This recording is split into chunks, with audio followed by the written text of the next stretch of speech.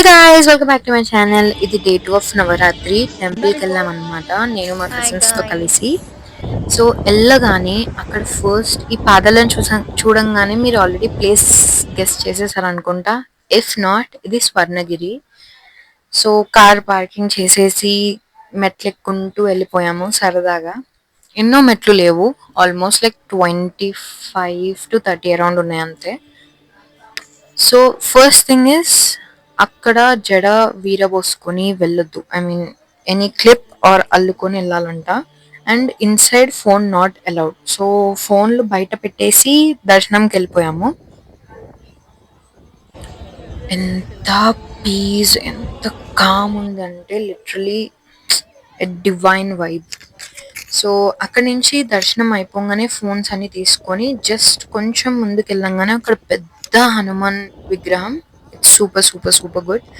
And దాని పక్కనే ఒక పెద్ద గంట. సో అది కొట్టొచ్చు అనమాట. సో లాస్ట్ టైం నేను నైట్ టైంలో వెళ్ళిన, ఫుల్ రష్ ఉండే. ఈ టైంలో అది కట్టేశారు మార్నింగ్లో. అండ్ దెన్ అసలు ఈ టెంపుల్కి మెయిన్ అట్రాక్షన్ ఈ అనంత పద్మనాభ స్వామి. అసలు ఎంత బాగుండే, లిటరలీ చాలా చాలా చాలా బాగుండే. అండ్ కింద నుంచి డైరెక్ట్ చూడొచ్చు, లోపల వాటర్ స్టెప్స్ వరకు వెళ్ళొచ్చు. అండ్ పైన ఒక ఫ్లోర్ ఉంటుంది, ఆ ఫ్లోర్ ఎక్కితే పైన టాప్ వ్యూ కనపడుతుంది అనమాట మనకి. సో చాలా చాలా చాలా బాగుంది. అండ్ అక్కడ చాలా మంది ఫొటోస్ దిగుతున్నారు. సో ఇదంతా టెంపుల్ బయట అన్నమాట. చాలా ప్రశాంతంగా ఉండే. సో